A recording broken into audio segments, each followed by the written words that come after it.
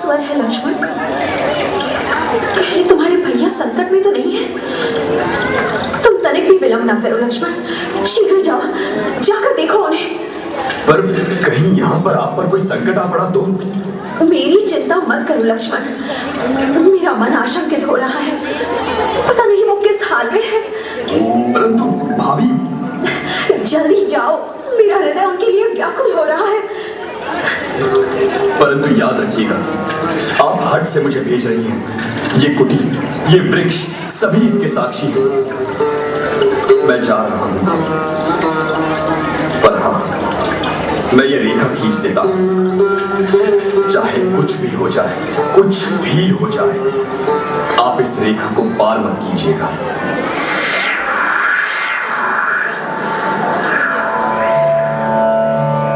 मरम बचन जब सीता बोला,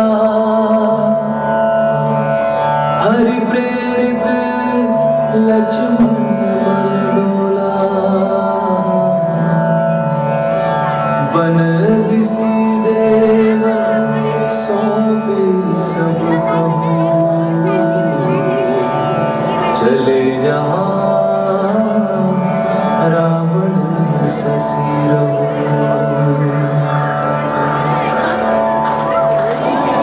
पंचवटी में कुटी में सीता उदास बैठी थी। अनजानी आशंका से उनका मन व्यग्र हो रहा था। उन्हें अपने पति श्री राम के सकुशल वापस आने की प्रतीक्षा थी। वो फटी आंखों से दूर दूर तक श्री राम का मार्ग देख रही थी। तभी उन्हें एक गंभीर स्वर सुनाई पड़ा।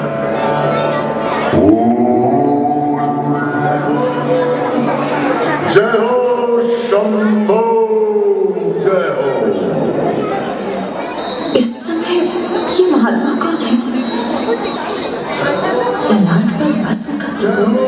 शंभो, जय हो, जय भोलेनाथ। रुक जाइए योगीराज, मेरे पति आने वाले हैं। उनके आते ही मैं आपका उचित सत्कार करूंगी। हम प्रतीक्षा नहीं करते देवी। यदि आप अपने धर्म की रक्षा में अपने अतिथि को भूल रही हैं, तो हमें ऐसे अतिथि सत्कार की कोई आवश्यकता नहीं। ठीक है, मैं आ रही हूँ योगीराज, मेरा आतिथ्य स्वीकार करें। जय जय शंभो। तीनों लोगों के स्वामी लंकेश रावण को अपनी बहन शूर्पणखा के अपमान का प्रतिशोध लेना था। इसके लिए उसने धर्मात्मा होने का नाटक किया, किंतु अभी भी देवी सीता को हाथ लगाना उसके लिए असंभव था। चलना तो तुम्हें होगा। ये क्या कह रहे हैं आप योगीराज? आपकी नियत ठीक नहीं है। सच बताइए, कौन है आप? मैं त्रिभुवनपति लंकेश रावण हूँ सीते। दुष्ट, छोड़ मुझे! पापी, अधर्मी, छोड़ मुझे! स्वामी, स्वामी, मेरी रक्षा कीजिए!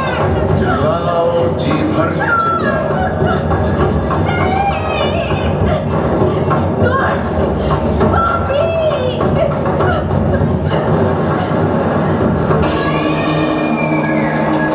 देवी सीता की चीख पुकार सुनकर वन के अनगिनत प्राणी बाहर निकल गए। उन्हीं प्राणियों में से एक ऐसा प्राणी था जिसने रावण का मार्ग रोकने के लिए अपने प्राणों की बाजी लगा दी थी।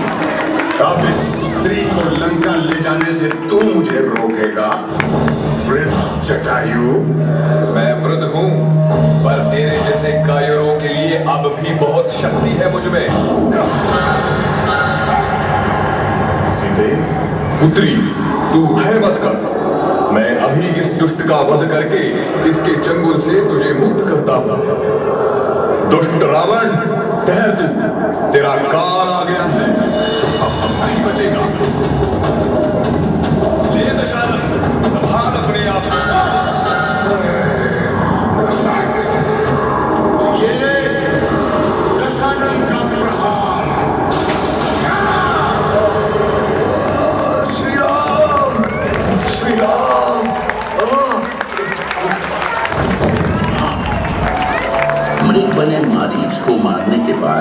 राम अपने भाई लक्ष्मण के साथ अपनी पंचवटी की कुटी में लौटे।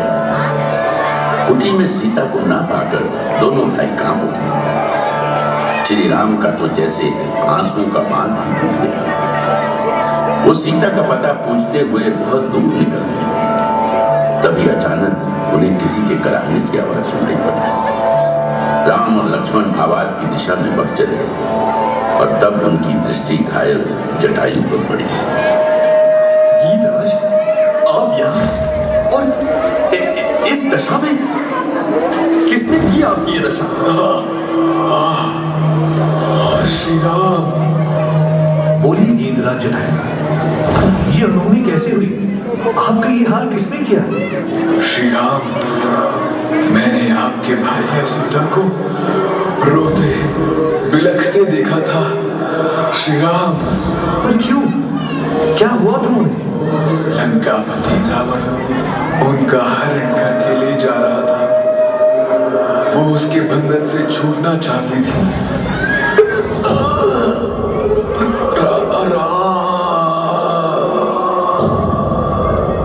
जटायु को अपनी आंखों के सामने मरता देखकर श्री राम की पीड़ा और भी बढ़ गई। उनकी इच्छा हुई कि इसी क्षण रावण का सर्वनाश कर दें, पर वो जानते थे कि उनके सामने कठिनाइयों का विशाल सागर सीना ताने खड़ा है। सिया हरण रावण उड़ी जा, बीच मार्ग जटायु धाई। देवी सीता की खोज करते हुए श्री राम और लक्ष्मण कबंध के बताए रास्ते पर ऋष्यमूक पर्वत की ओर बढ़ रहे थे।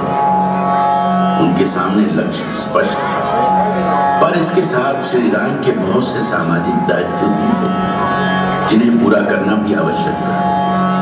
और ये तो वो विधि का विधान कहिए या स्वयं श्री राम की योजना कि उन्होंने अपने जीवन के बहुत से कार्य अपने मुख्य लक्ष्य की ओर बढ़ते हुए ही संपन्न किए। इसी क्रम में वे शबरी के आश्रम में भी पहुंचे थे, जहां शबरी उन्हीं की प्रतीक्षा में अपना जीवन बिता रही थी। कंदमूल फल सुरसती दिए राम कमुआनी, प्रेम सहित प्रभु खाए,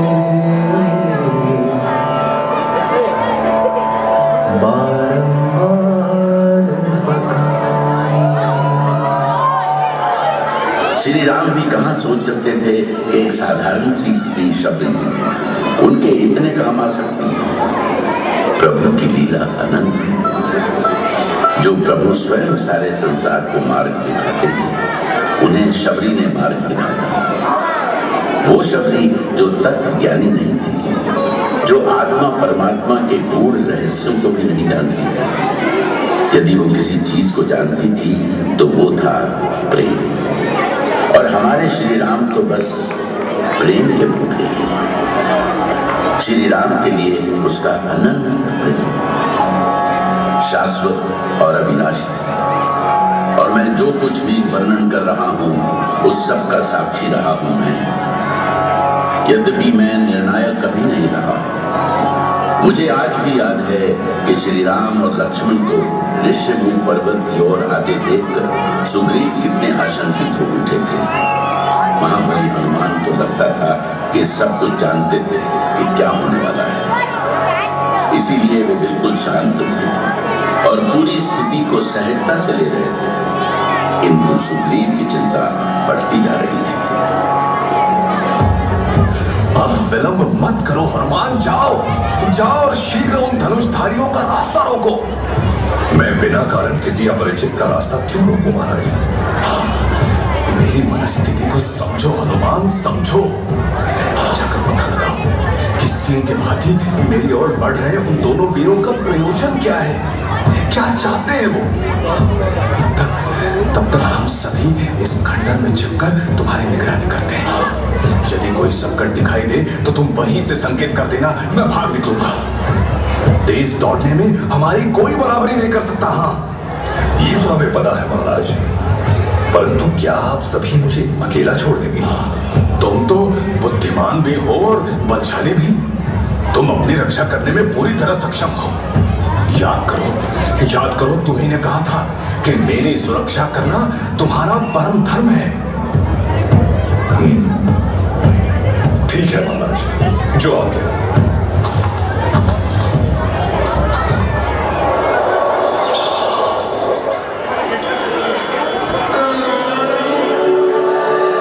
जय हनुमान ज्ञान गुण सागर, जय कपीश तिहु लोक उजागर, महावीर विक्रम बजरंगी, कुमति निवारी सुमति के संगी।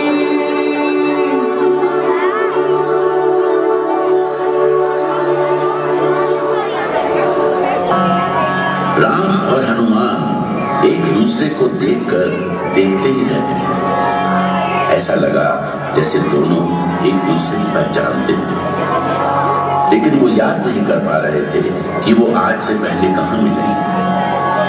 इसलिए कुछ देर तक दोनों एक दूसरे को पहचानने का प्रयास करते रहे और फिर हनुमान ने अपने प्रभु श्री राम को पहचान भी लिया। पहचान गया प्रभु श्री राम, आप यहाँ तापस देश में? हनुमान, मेरे सखा, मेरे मित्र। नहीं प्रभु, आपका सेवक, मैं आपका दास हनुमान हूँ। नहीं हनुमान, तुम लक्ष्मण और भरत जैसे मेरे भाई हो, जिसे मैं न जाने कब से खोज रहा था। पर प्रभु, आप अवधपुरी छोड़कर यहाँ? हम रावण के विरुद्ध जन समर्थन के लिए यहाँ तक आए हैं हनुमान। रावण? उसने ऐसा क्या किया है प्रभु? हमारे अनुपस्थिति में उसने जानकी का हरण किया है और उन्हें अपने साथ ले गया है। आप चिंता ना करें प्रभु, माता जानकी को कुछ नहीं होगा। आइए, हम आपको महाराज सुग्रीव के पास ले चलते हैं, वो आपके अवश्य सहायक होंगे।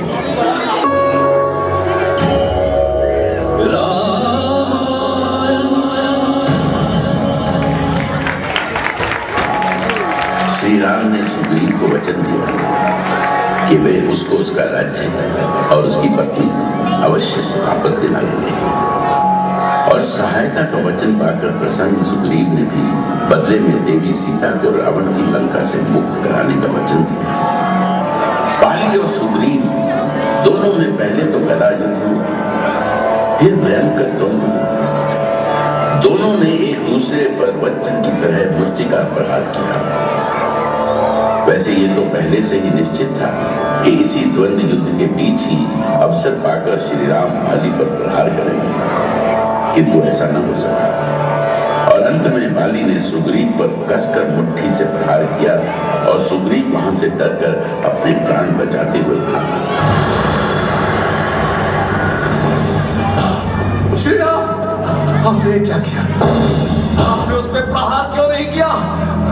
मैंने कहा था वो मेरा काल है, वो मुझे मार डालेगा।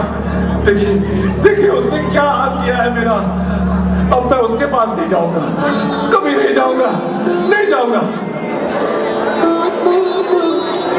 सुग्रीव, मेरे लिए धर्म संकट की बात ये थी कि तुम दोनों भाई बिल्कुल एक जैसे दिखते हो, इसीलिए मैंने बाली पर प्रहार नहीं किया कि कहीं बाली के स्थान पर बाण तुम्हें न लग जाए। मैं भ्रमित था सुग्रीव। फिर इसका क्या उपाय है प्रभु? इस तरह तो बाली का कभी वध नहीं हो सकता। नहीं सुग्रीव, नहीं, बाली का वध होगा। इस भ्रम के हल के लिए ये फूलों की माला तुम अपने गले में पहन, जिससे कि मैं दोनों भाइयों में अंतर समझ सकूं, और फिर बाली को मेरे हाथों से कोई नहीं बचा सकता। अब जाओ सुग्रीव, इस बार बाली का अंत निश्चित है। सुग्रीव, लगता है आज तू मरने के लिए फिर से आ गया है, पर इस बार तू प्राण बचाकर नहीं भाग सकता। मैं तुझे भागने का अवसर ही नहीं दूंगा। अब सही अवसर है, अब बाण चलाता हूं बाली पर।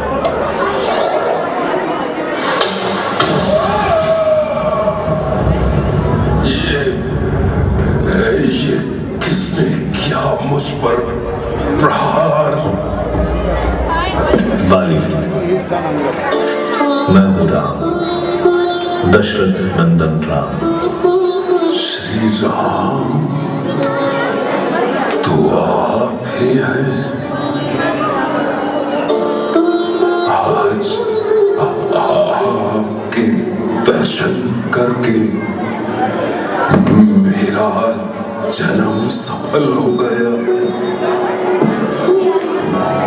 राम का तो नाम ही ऐसा है जिसके लेने भर से ही सारे संसार की निधि मिल जाती है। सुग्रीव जो बाली के भय से वनों में भागे भागे फिरते थे, केवल राम का नाम लेकर ही राजपाट पा गए, और अंगद उनके दर्शन भर से ही युवराज हो गए।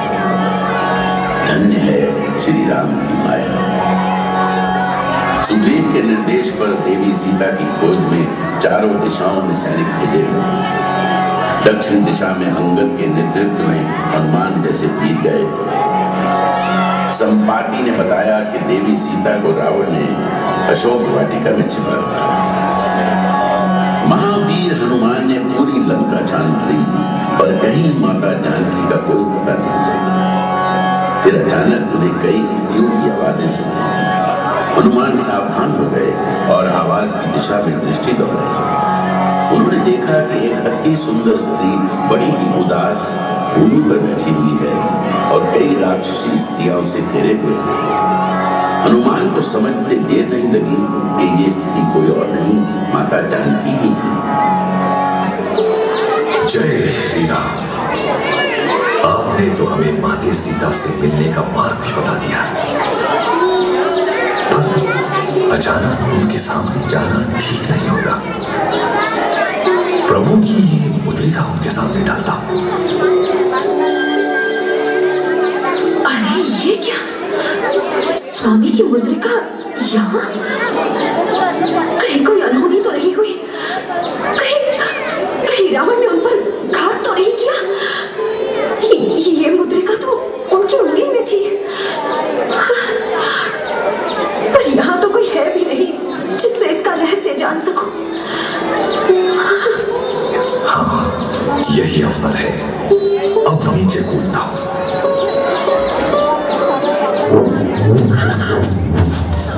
कौन हो तुम?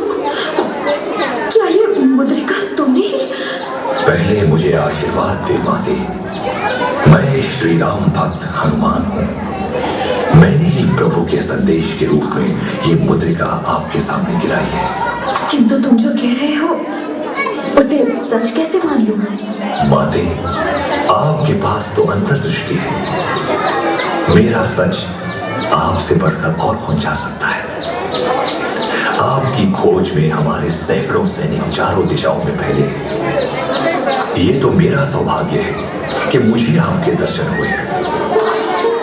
माते, ये मुद्रिका प्रभु ने स्वयं मुझे दी है, जिससे आपको मैं अपना परिचय दे सकूं। क्या मेरे स्वामी ने मुझे याद किया है? क्या वो मेरे लिए चिंतित है? ये भी कोई पूछने की बात है माते? प्रभु तो सोते जागते आपके ही नाम की रट लगाया करते हैं। जब भी एकांत मिलता है वो आपकी याद में रो लेते हैं। उनकी स्थिति देखकर तो हमारी आंखों में भी आंसू आ जाते हैं माते। बस करो हनुमान, बस करो, मैं और नहीं सुन सकती। आप चिंता न करें माते। अब तक आपका पता नहीं चल सका था, इसलिए प्रभु शांत थे। महाबली हनुमान देवी सीता को शीघ्र मुक्ति का आश्वासन देकर चलने को तैयार हुए, किंतु उसी समय उन्हें लगा कि जिस प्रकार वो प्रभु श्री राम से मुद्रिका लेकर आए थे, उसी प्रकार माता सीता से भी कोई निशानी ले। बड़ी सोच विचार के बाद उन्होंने माता सीता से कहा, माते, यदि आप उचित समझें तो प्रभु श्री राम की तरह आप भी कोई निशानी मुझे दें, जिससे मैं प्रभु को विश्वास दिला सकूं कि मुझे आपके पावन दर्शन। आप चुप क्यों हो गई माते? क्या मैंने कुछ अनुचित कह दिया? नहीं हनुमान, मैं स्वयं ये सोच रही थी, पर क्या दो, मेरे पास कुछ भी शेष नहीं है। ऐसा ना कहे माते, क्या नहीं है आपके पास? अरे हाँ, ये चूड़ामणि तो है। स्वामी इसे देखते ही पहचान लेंगे। ये लो हनुमान। जय श्री राम।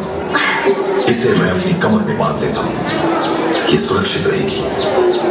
अब आप मुझे आशीर्वाद दे माते कि मैं जल्द से जल्द प्रभु के पास पहुंच सकूं। तुम्हारे जैसे महावीर का मार्ग निर्विघ्न नहीं होगा।